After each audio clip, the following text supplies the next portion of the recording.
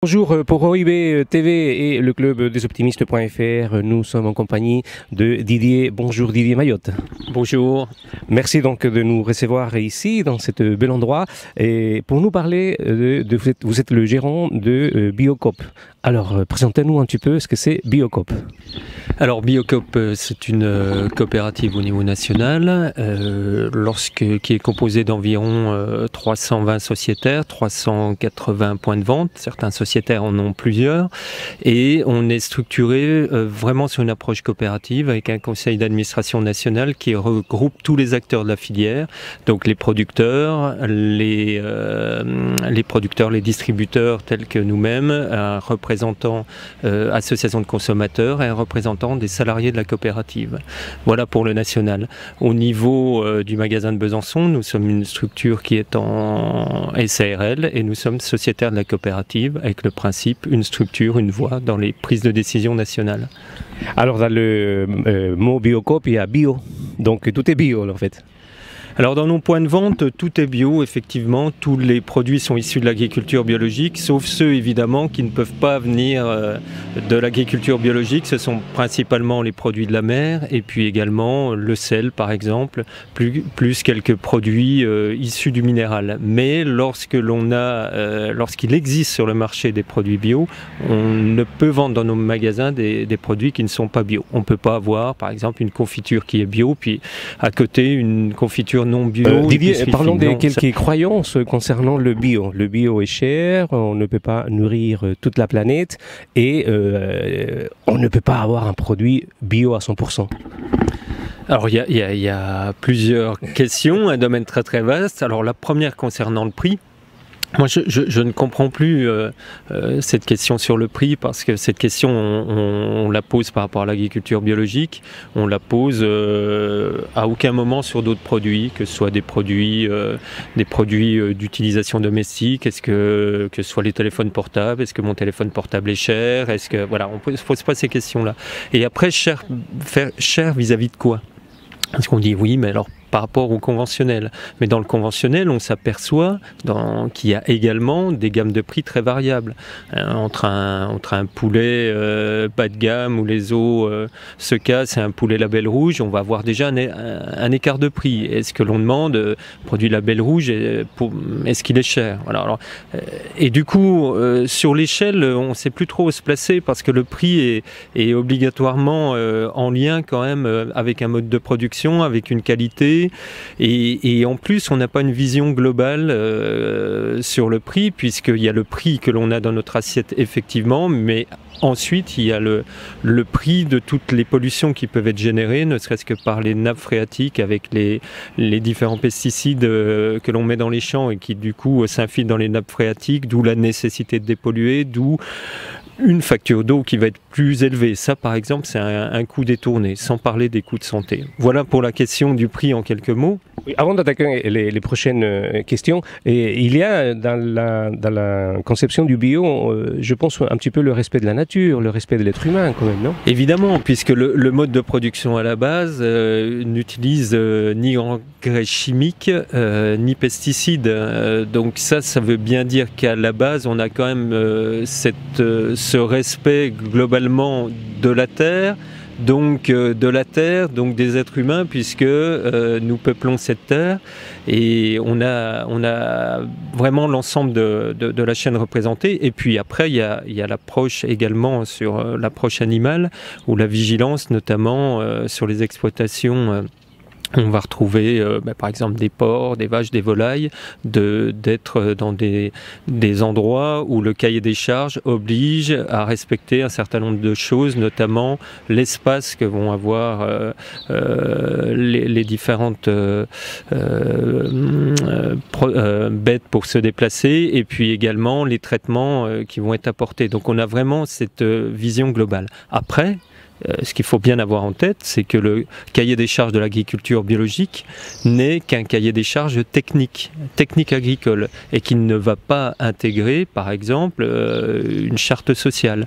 Ça, après, c'est une valeur ajoutée en plus sur lequel on doit être vigilant. Nous, on fait également ce travail-là au niveau national avec une approche commerce équitable.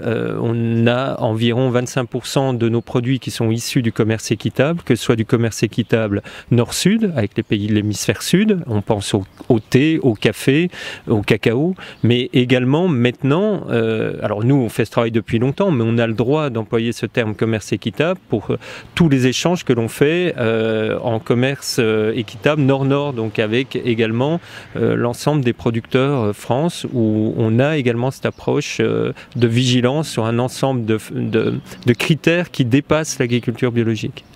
En parlant de la terre, il faut dire que nous sommes que locataires, hein, on n'est pas propriétaires de la terre, donc il faut y penser à nos enfants. Oui, tout à fait, et ça on doit l'avoir de plus en plus en tête, parce qu'il ne faut pas oublier que la population se démultiplie au niveau mondial, et on exploite depuis 200 ans l'ensemble de nos ressources qui ne sont pas renouvelables, et on doit de plus en plus avoir une vigilance extrême pour les générations à venir. On sait dans différents... Alors on sort de la COP21 avec l'approche climat. Et on sait par exemple sur le climat que si on réagit pas dans les 20, même 10 ans qui viennent, ça va devenir catastrophique. Et l'agriculture en fait partie, hein, puisque l'agriculture biologique est une agriculture qui n'est pas intensive et qui a un regard plus proche de l'avenir, enfin de l'avenir dont nous pensons qu'il est le bon. Alors passons à la deuxième question, est-ce que le bio peut nourrir toute la planète ? Alors le bio évidemment peut nourrir toute la planète, je dis évidemment parce qu'il y a énormément de personnes qui pensent que ce n'est pas possible. Je rappelle que ce que l'on appelle l'agriculture familiale, hein, c'est-à-dire des petites exploitations, actuellement nourrit plus de 80% de la terre, ce qui surprend toujours parce qu'on voit ça de notre œil occidental. Et la monoculture et les grandes étendues ne représentent que 20% en fait actuellement de l'alimentation mondiale. Il faut bien avoir ça en tête et savoir également que ce modèle de monoculture et de grandes étendues déjà diminue les emplois, parce que sur une exploitation on n'a plus beaucoup de personnes qui travaillent, et puis ensuite n'est pas un modèle viable pour l'avenir, parce que les terres s'épuisent de plus en plus liées à tous les intrants que l'on injecte. Donc à court terme on a pu penser que ça allait permettre de nourrir l'humanité, y compris en introduisant des OGM, et on s'aperçoit que toutes ces techniques-là ne sont pas les bonnes, et on commence à prouver officiellement qu'elles ne vont pas dans le bon sens, et qu'effectivement il faut revenir et continuer, et surtout pas défaire toute cette agriculture familiale, c'est-à-dire revenir à des plus petites exploitations, plus humaines, qui d'une part sont de la création d'emplois, de valeur ajoutée, et puis être au plus près des consommateurs pour consommer au maximum en proximité. Et c'est bien avec ça qu'on pourra nourrir l'humanité. Dernier point quand même, c'est qu'il faut redevenir raisonnable et revenir à des modes d'alimentation où on évite au maximum le gaspillage. On voit les études qui sortent sur le gaspillage, c'est catastrophique. Et puis également que l'on apprenne aussi à consommer un petit peu différemment, avec certainement un peu moins de produits carnés dans nos assiettes. Ça ne veut pas dire devenir végétarien, mais ça veut dire quand même être vigilant là-dessus. Et puis de plus en plus consommer juste ce dont on a besoin. Arrêter la surabondance dans nos assiettes et dans d'autres choses. Une autre croyance également avec le bio, c'est que on n'a pas un grand choix à manger, puisque voilà, et qu'on s'oppose systématiquement, comme vous venez de le dire, à manger de la viande ou Alors grand choix, je pense qu'on pouvait parler de ça il y a entre 10 et 15 ans. Il y a des stéréotypes qui restent. Voilà, les bio c'est des mangeurs de graines, ils sont pâles, ils sont voilà. Non, maintenant on voit des magasins tels que les nôtres. Nous sur une surface, sur le magasin de Valentin par exemple de 400 mètres carrés, on a environ 6000 références. Donc ça veut dire qu'on arrive, il y a de quoi faire. On travaille avec une cinquantaine de producteurs régionaux. En Franche-Comté, on voit maintenant que pratiquement dans tous les domaines, on arrive à avoir des produits bio, les produits laitiers, le vin, le vignoble jurassien. Maintenant, on approche des 16-17% des surfaces viticoles qui sont en bio. On a du maraîchage en Franche-Comté. On dit on n'est pas une région de maraîchage, mais si, on a du maraîchage en bio. On travaille avec plusieurs maraîchers, dont une entreprise adaptée parce qu'elle emploie en Haute-Saône. Elle a permis de trouver de l'emploi pour des personnes qui ont des difficultés psychologiques ou des handicaps légers en milieu rural. Ils sont sur 10 hectares en bio, ils arrivent à nous fournir toute l'année, mais avec des produits de saison. Il faut revenir à la saisonnalité.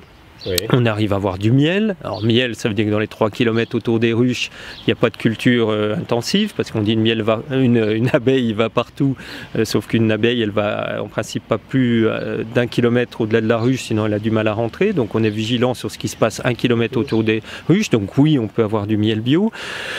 J'oublie des produits, tous les produits laitiers, on en a beaucoup en Franche-Comté. Enfin voilà, on arrive vraiment, et en Franche-Comté et en national, à avoir une gamme de produits très large. Et notre projet Biocop, c'est vraiment de dire, cherchons à avoir des produits bio, mais des produits bio qui viennent le plus possible en proximité, c'est-à-dire autour de nos différents points de vente. Et puis après, au niveau national, il y a une vigilance à aller chercher les produits autour des centrales, des 4 centrales qui centralisent les produits pour nous les redistribuer. Nous, on dépend des entrepôts de Sorgues à côté d'Avignon. Et la plupart des producteurs sont dans un rayon d'une petite centaine de kilomètres autour des entrepôts pour centraliser les produits qui vont ensuite revenir vers nous. Donc il y a cette articulation entre production locale autour des magasins et puis production nationale avec un travail fort autour des coopératives, avec un logo qu'on peut retrouver dans nos magasins qui s'appelle Ensemble du producteur au consommateur. Ça veut dire qu'on est vigilant sur tous les acteurs de la filière pour un juste prix, un prix rémunérateur pour les producteurs et puis un prix qui n'explose pas pour les consommateurs. Ça veut dire que nous, on est vigilants sur nos marges au passage et on travaille toujours dans le temps parce que le commerce équitable, c'est un prix rémunérateur pour le producteur, mais également un engagement dans le temps. C'est pas dire je travaille avec toi 6 mois et puis après bye bye, on passe à un autre. Et tout ça, voilà. Et ça, ce sont des démarches qui dépassent l'agriculture biologique. C'est vraiment, ça revient à ce qu'on disait tout à l'heure, c'est vraiment d'avoir d'autres critères pour être dans une approche équitable. D'urine sur les cheveux, et les cheveux c'est pas ce qui est déposé sur les cheveux, c'est en fait la pousse des cheveux qui va en fait être le reflet de ce qu'on contient dans le corps. C'est catastrophique. Une autre étude qui a été faite sur les urines avec des enfants qui se nourrissaient en conventionnel pendant une période. On analysait les urines, on retrouvait énormément de molécules dans les urines. Les enfants passent au bio pendant 15 jours, 3 semaines, tac, ça chute d'un coup. Donc on voit bien que même s'il y a des traces, ça n'a rien à voir avec des traitements très forts qui sont amenés en conventionnel. Et en plus, les premiers impactés, ce sont quand même les agriculteurs que l'on peut voir avec leur scaphandre, mais même avec ça, où il y a des soucis derrière. Et puis la deuxième chose sur cette question, c'est qu'un produit actuellement, pour être labellisé agriculture biologique, il doit contenir il doit avoir à minima 95% des ingrédients qui sont issus de l'agriculture biologique. Ça veut dire qu'on a le droit de mettre 5% qui ne sont pas bio. Nous, au niveau de notre coopérative, au niveau de Biocop, on refuse ça. C'est-à-dire que on veut que 100% des ingrédients soient issus de l'agriculture biologique. On s'intéresse beaucoup aux lécithines de soja qu'il peut y avoir dans les tablettes de chocolat. On s'intéresse beaucoup aux arômes naturels. Il y a beaucoup de produits bio où les arômes naturels ne sont pas bio. Nous, on veut obligatoirement des arômes naturels bio. Voilà, parce que ça nous apparaît cohérent que si on vend un produit bio, 100% des ingrédients soient issus de l'agriculture biologique. Très très bien. J'ai un jus des raisins, est-il bio? Alors ce jus de raisin, il est d'une part bio, il est d'autre part issu de raisins qui viennent 100% de France. Ouais. Voilà, ça c'est un travail de filière que l'on fait. Voilà, ça c'est le travail de Biocoop également, c'est de tracer les filières. Donc effectivement, il est 100% bio et 100% français. Très très bien, merci beaucoup Didier, c'est vraiment un plaisir de découvrir des nouvelles choses autour du bio et de votre engagement vis-à-vis, comme on parlait tout à l'heure, de la planète, des producteurs et également des clients, puisqu'il y a beaucoup de respect, en tout cas dans les magasins bio, par rapport aux produits qu'on va chercher et l'accueil. Je félicite toujours cette partie-là du personnel de vos magasins, parce que c'est vraiment, vraiment un plaisir de se rendre chez vous. Eh ben, merci pour les compliments, merci Hector. Merci, à bientôt. Et santé.